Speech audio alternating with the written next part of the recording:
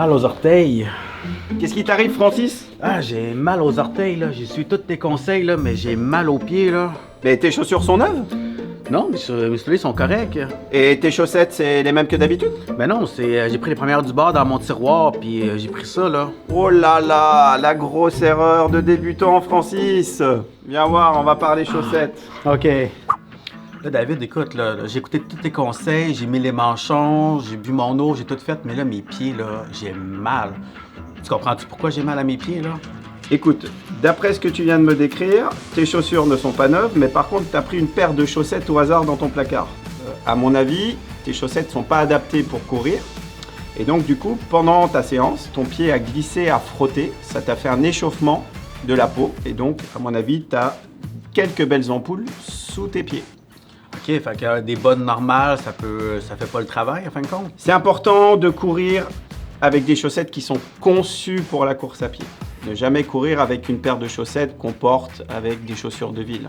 OK. Ce ne sont pas du tout composés des mêmes matériaux pour évacuer l'humidité, la transpiration, pour éviter justement les échauffements de tes pieds. OK, tu peux-tu me montrer des paires de chaussettes, quelque chose qui pourrait faire le travail? Il existe différents types de chaussettes. Tu as des chaussettes basses, comme on dit, qui sont conçues spécialement pour éviter les échauffements plantaires et les ampoules.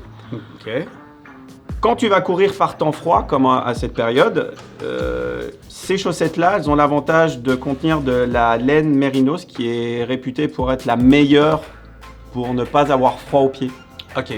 Donc c'est un bon isolant, mais en même temps, c'est très respirant et ça évacue bien ta transpiration.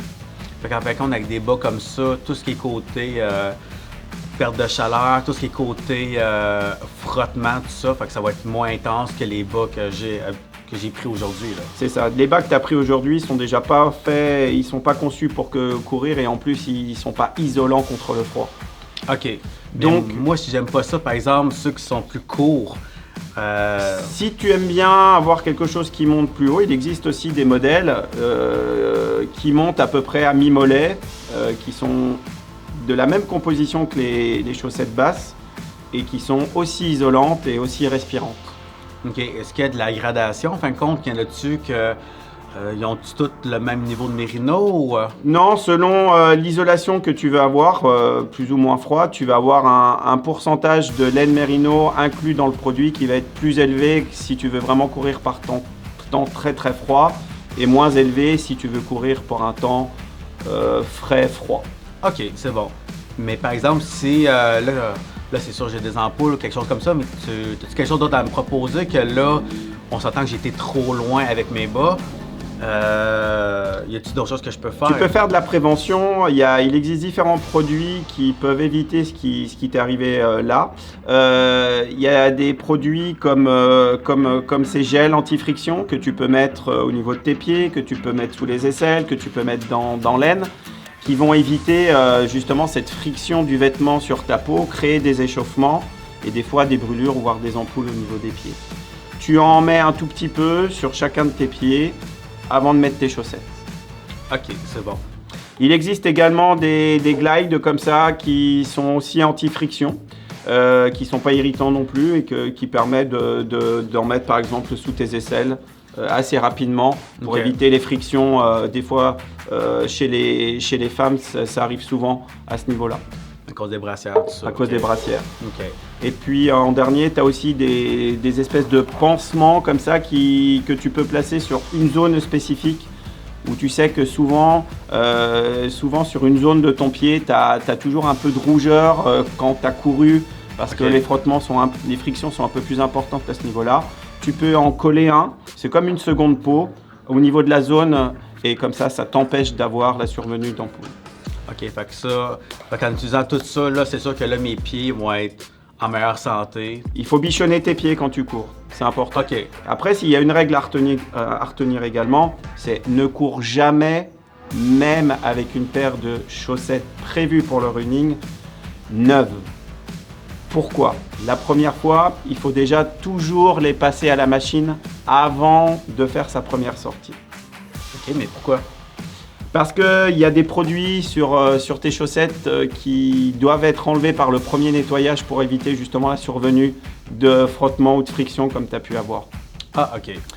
Et toujours alterner ancienne paire de chaussettes et nouvelle paire de chaussettes sur tes premières sorties, surtout si tes sorties sont longues. Si tu pars sur un 2 heures avec une paire de chaussettes neuves, tu ne sais pas comment tes pieds vont réagir après 2 heures de course. Avec le gonflement, avec la transpiration, avec l'humidité, il peut y avoir aussi des ampoules qui peuvent survenir parce que tu as couru une première fois avec des chaussettes neuves, mais beaucoup trop longtemps. Donc toujours, je cours la première fois, 40-45 minutes avec ma paire de chaussettes neuves. La fois d'après, je vais repasser sur mon ancienne chaussette. La fois d'après, je recommence un peu plus long sur ma paire de chaussettes neuves. Ok, je vais essayer ça, c'est nouveau truc là, rajouter ça à ma course là. Je pense que si tu respectes bien tous ces conseils, celui-là encore en plus, tu vas être un champion. Ah ouais. Allez, lâche pas le jeune.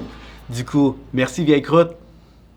Dernier petit conseil concernant les chaussettes de running, ne jamais mettre une paire de chaussettes neuves le jour de sa compétition. Toujours aborder sa compétition avec une paire de chaussettes que vous avez déjà usées, travaillées au niveau de votre entraînement. Deuxième chose, toujours choisir sa paire de chaussettes en fonction de la météo et des températures annoncées. Par temps chaud, privilégier les chaussettes très légères, très respirantes. Par contre, par temps très froid, très humide, privilégier les paires de chaussettes qui sont quand même bien épaisses, bien isolantes. Et dernier conseil, ne jamais oublier de bien sécher ses pieds, surtout bien ses orteils et les espaces entre ses orteils avant d'enfiler sa paire de chaussettes de running et d'aller faire sa séance.